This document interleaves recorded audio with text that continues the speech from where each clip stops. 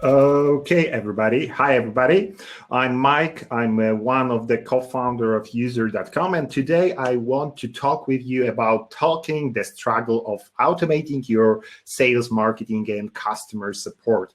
As a user.com, we help online businesses to grow. And if you want to grow in online business, you have to coordinate communication of three main departments: marketing, sales, and support departments. And I think that especially in SaaS companies, they have to work very, very closely.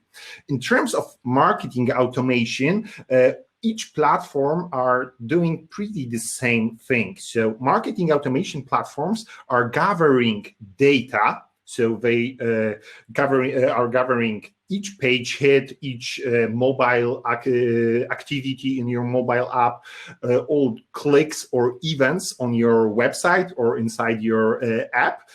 We have whole communication history in one place, and you can enrich this data with some custom data from your site. And everything goes to marketing automation software. And thanks to this data, you can reach the right audience with the right message through the right channel. And in terms of user.com, for example, we cover such channels like email, live chat, chatbots, push notification, and many, many more. So when we are talking about marketing automation, we have to talk about the sales automation, but not only sales, also support automation or success. Support is rather reactive, success is proactive. So many departments are included in process. And if we are talking about many departments, we will have many participants. So we have to secure many resources because we want to automate many processes. And in terms of processes, I mean such processes like lead generator, because you can generate leads through many channels like pop-ups, callbacks, live chat, or chatbots. And if you gather those leads, you can nurture them also through many channels like emails, web push, SMS, or mobile notification, or in-app notification. So there is not only a lead generating or lead nurturing to automate, but you can automate sales follow-ups, you can automate onboarding, scoring, pre-qualification, you can upsell, you can cross-sell, you can drive some educational campaign, you can do a bring-back campaigns, you can try to enrich data, you can try to measure satisfaction campaigns like NPS surveys, or many, many more. So really many processes in online businesses can be automated. And when we multiply many processes with many channels and many participants, we will, who work in many departments, we will have a lot of work.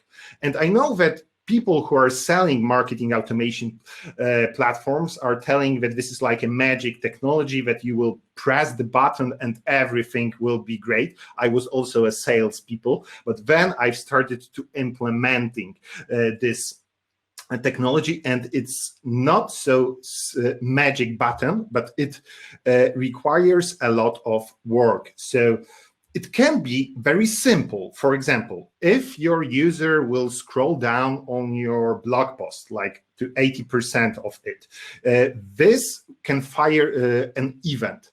After that, you can check, what do you know about this user? Is he an anonymous, or do you have some data about him? And if he is anonymous, you can show him some lead generated pop-up, like 10 ways to what your SaaS is doing, yeah? And if they submit this pop-up, you can send him this download ebook or some white paper. So those are like simplest automation, but you can build much more advanced automation. After showing pop-up, you can wait 10 seconds. After that, you can check if he had submitted or not. If not, you can reach out to him via a different channel, like via live chat. Hi, I see you're reading this article. Maybe we can talk about it. I can share you some insights, but you can reach out via live chat only in specific hours, like from Monday to Friday, 9 to 10. And in other time slots, you can reach out to him via chatbot. And this chatbot can do the pre-qualification job. So he can do like ask in what service your user is interested in, and he can gather some information about your users, like email, phone number. He can ask about anything. Yeah, he can ask about the size of the company, about the current solution, about the budget for your specific solution. After that, he can create automatically a deal in your pipeline. He can create activity for your team and even notify your agents via email or send message in the name of your sales agent, like, hey, I know that you talk with our chatbot. Great to connect. Please schedule a call with me. Here's my calendar link. So it can be a really simple, but simple does not equals easy. But you can make it, you can simplify the process if you have a plan. And this plan I want to share with you today. So the first point is start with technical implementation. And I know that it can sound strange because it's like we should start with business goals, etc., etc. But from my experience, it's better to do a small, very simple technical implementation, because this is the moment when the truth comes out. This is the moment that, okay, we maybe don't have access to this event, we might not have access to this data, so our scenarios will be impossible to make it happen. Yeah.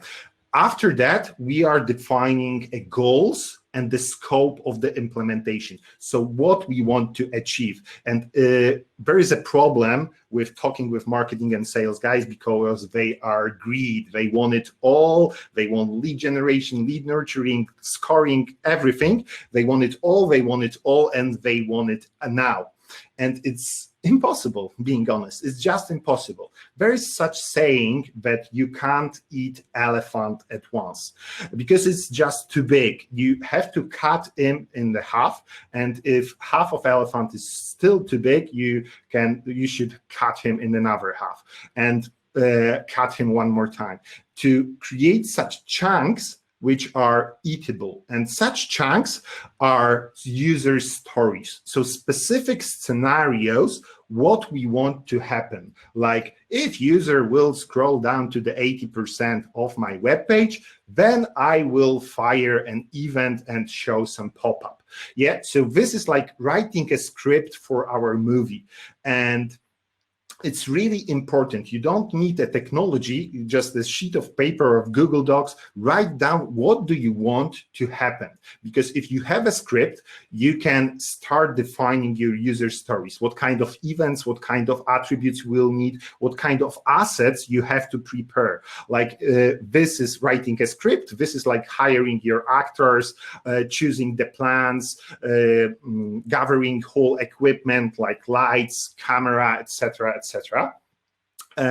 And then comes the implementing of our automations. And it's like a shooting day. It's very short, it's very intensive, but if you want to prepare a script, if you want to prepare actors, if you want secure our assets, it would be hard to make a real good movie.